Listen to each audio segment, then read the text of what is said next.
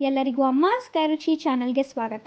ಎಲ್ಲರಿಗೂ mushroom biryani recipe ಗೊತ್ತೇ ಇರುತ್ತೆ, ಆದರೆ ನಾವಿಲ್ಲಿ ಹೋಮ್ ಮೇಡ್ ಮಸಾಲಾನ ಬಳಸ್ಕೊಂಡು ತುಂಬ ಮೈಲ್ಡಾಗಿ ಡಿಫ್ರೆಂಟ್ ಫ್ಲೇವರ್ ಆ್ಯಂಡ್ ಟೇಸ್ಟ್ ಕೊಡುವಂತಹ ಮಶ್ರೂಮ್ ಬಿರಿಯಾನಿ ರೆಸಿಪಿನ ತೋರಿಸ್ತಾ ಇದ್ದೀವಿ. ಇದಕ್ಕೆ ನಾವೇನು ಹೆಚ್ಚಿಗೆ ಮಸಾಲ ಹಾಕ್ತಿರೋದ್ರಿಂದ ಇದ್ರ ಟೇಸ್ಟ್ ಕೂಡ ಅದ್ಭುತವಾಗಿರುತ್ತೆ ಹಾಗೂ ತಿನ್ನೋದಕ್ಕೂ ತುಂಬ ಮೈಲ್ಡಾಗಿರುತ್ತೆ. ಹಾಗಾದರೆ ಬನ್ನಿ ಇದನ್ನು ಮಾಡೋದಕ್ಕೆ ಏನೆಲ್ಲ ಬೇಕು ನೋಡೋಣ. ಇಲ್ಲಿ ನಾವು ಈ ಲೋಟದ ಕ್ವಾಂಟಿಟಿಯಲ್ಲಿ 2 ಲೋಟದಷ್ಟು ಅಕ್ಕಿನ ತೊಗೊಂಡಿದ್ದೀವಿ. ಇಲ್ಲಿ ಮಶ್ರೂಮ್ 2 ಪ್ಯಾಕೆಟ್ ಮಶ್ರೂಮ್ನ ತೊಗೊಂಡಿದ್ದೀವಿ. 2 ಈರುಳ್ಳಿ, ಟೊಮ್ಯಾಟೊ 3 ತೊಗೊಂಡಿದ್ದೀವಿ. ಇಲ್ಲಿ ಒಣಮೆಣಸಿನ್ಕಾಯಿ 8 ತೊಗೊಂಡಿದ್ದೀವಿ. 1 ಇಡಿ ಪುದೀನ, 1 ಇಡಿ ಕೊತ್ತಂಬರಿ ಸೊಪ್ಪು ಮತ್ತು ಮೆಂತ್ಯ ಸೊಪ್ಪನ್ನು ತೊಗೊಂಡಿದ್ದೀವಿ. ಶುಂಠಿ ಬೆಳ್ಳುಳ್ಳಿ ಪೇಸ್ಟ್ 1.5 ಟೇಬಲ್ ಸ್ಪೂನಷ್ಟು, home made biryani powder 1/2 table spoon, ಸ್ವಲ್ಪ ಅರಿಶಿನ, ಕಸ್ತೂರಿ ಮೇಥಿ ಸ್ವಲ್ಪ, ನಿಂಬೆಹಣ್ಣು ಅರ್ಧ ಹೋಳು ಮತ್ತು ಪಲಾವ್ ಎಲೆ ಮತ್ತು ಎಣ್ಣೆ, ರುಚಿಗೆ ತಕ್ಕಷ್ಟು ಉಪ್ಪು. ಈಗ ಹೇಗೆ ಮಾಡೋದು ಅಂತ ನೋಡೋಣ ಬನ್ನಿ.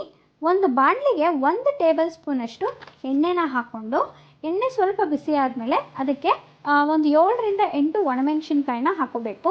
ಈ ಒಣಮೆಣಸಿನ್ಕಾಯಿ ಖಾರ ಕಡಿಮೆ ಇದೆ, ಆದ್ದರಿಂದ ನಾವು ಜಾಸ್ತಿ ಹಾಕಿದ್ದೀವಿ. ಖಾರ ಜಾಸ್ತಿ ಇದ್ದರೆ ನೀವು ಸ್ವಲ್ಪ ಹಾಕ್ಕೊಳ್ಳಿ.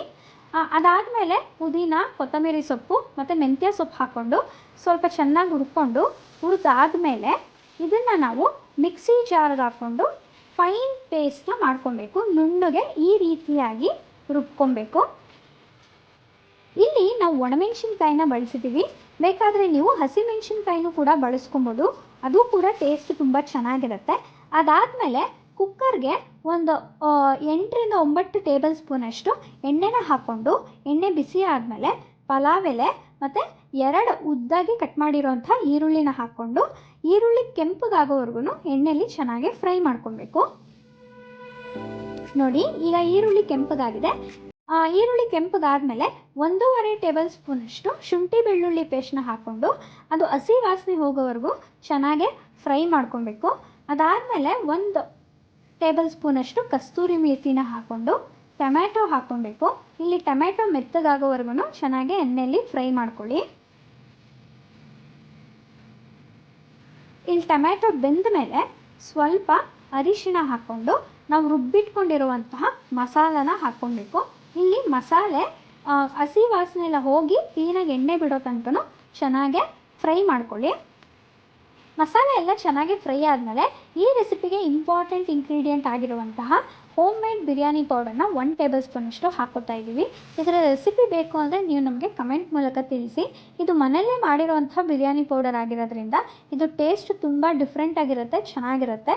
ಮನೆಯಲ್ಲೇ ಮಾಡಿರೋಂಥ ಬಿರಿಯಾನಿ ಪೌಡರ್ ಇಲ್ಲ ಅಂದರೆ ನೀವು ಅಂಗಡಿಲಿ ಸಿಗೋದು ಕೂಡ ಹಾಕ್ಕೊಬೋದು. ಅದಾದಮೇಲೆ ಮಶ್ರೂಮ್ನ ಹಾಕ್ಕೊಂಡು ಕ್ಲೀನಾಗೆ ಮಸಾಲೆ ಜೊತೆಗೆ ಮಶ್ರೂಮ್ನ ಚೆನ್ನಾಗೆ ಒಂದು ಮಿಕ್ಸ್ ಮಾಡ್ಕೊಬೇಕು.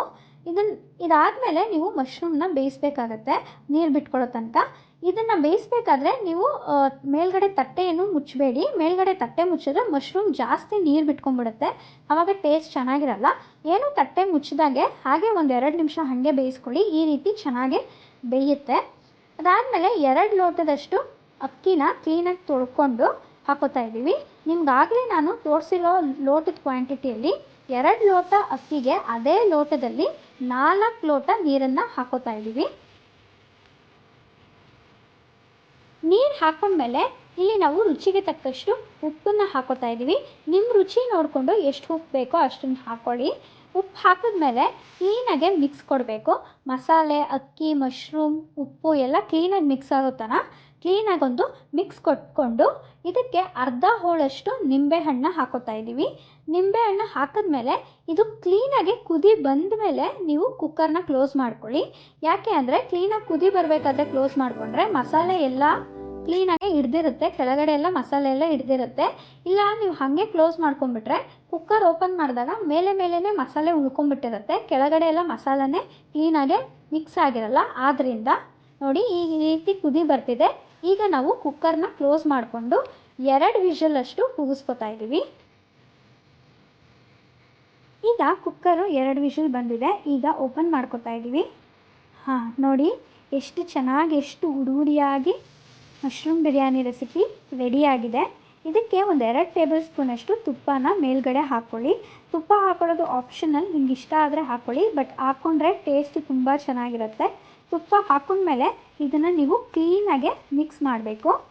ಮಶ್ರೂಮ್ ಎಲ್ಲ ಮೇಲ್ಗಡೆನೇ ಉಳ್ದೋಗಿರುತ್ತೆ, ಆದ್ದರಿಂದ ಇದನ್ನು ಕ್ಲೀನಾಗೆ ಮಿಕ್ಸ್ ಮಾಡ್ಕೊಳ್ಳಿ. ನೋಡಿ, ಹುಡಿಯಾಗಿ ತುಂಬ ರುಚಿಯಾದ ಮಶ್ರೂಮ್ ಬಿರಿಯಾನಿ ರೆಸಿಪಿ ರೆಡಿಯಾಗಿದೆ. ಇದನ್ನು ನೀವು ಮೊಸರು ಬಜ್ಜಿ ಜೊತೆಗೆ ಸರ್ವ್ ಮಾಡ್ಕೊಬೋದು. ನೀವು ಕೂಡ ನಿಮ್ಮ ಮನೆಯಲ್ಲಿ ಇದೇ ರೀತಿ ಕಡಿಮೆ ಮಸಾಲಾನ ಬಳಸ್ಕೊಂಡು ಡಿಫ್ರೆಂಟಾಗಿ ಈ ರೀತಿ ಮಶ್ರೂಮ್ ಬಿರಿಯಾನಿ ರೆಸಿಪಿನ ಟ್ರೈ ಮಾಡಿ ನೋಡಿ. ಮನೇಲಿರೋರಿಗೆಲ್ಲ ತುಂಬ ಇಷ್ಟ ಆಗುತ್ತೆ. ಇದಕ್ಕೆ ನಾವು ಕಡಿಮೆ ಮಸಾಲ ಹಾಕಿರೋದ್ರಿಂದ ತಿನ್ನೋದಕ್ಕೆ ತುಂಬ ಮೈಲ್ಡಾಗಿರುತ್ತೆ, ತುಂಬ ಟೇಸ್ಟಿಯಾಗೂ ಕೂಡ ಇರುತ್ತೆ. ಮಕ್ಕಳಿಗೆಲ್ಲ ತುಂಬ ಇಷ್ಟ ಆಗುತ್ತೆ. ಈ ರೆಸಿಪಿ ನಿಮಗೆಲ್ಲ ಇಷ್ಟ ಆಗಿದೆ ಅಂತ ಭಾವಿಸ್ತೀನಿ. ಇಷ್ಟ ಆಗಿದರೆ ಅಮ್ಮಾಸ್ ಕೈ ರುಚಿ ಚಾನಲ್ನ ಸಬ್ಸ್ಕ್ರೈಬ್ ಮಾಡ್ಕೊಳ್ಳಿ. ಹಾಗೆ ಲೈಕ್, ಶೇರ್, ಕಮೆಂಟ್ ಮಾಡಿ ನಿಮ್ಮ ಫ್ರೆಂಡ್ಸ್ ಆ್ಯಂಡ್ ಫ್ಯಾಮಿಲಿಗೆ ಶೇರ್ ಮಾಡಿ. ವಿಡಿಯೋ ನೋಡಿದ್ದಕ್ಕಾಗಿ ಎಲ್ಲರಿಗೂ ಧನ್ಯವಾದಗಳು.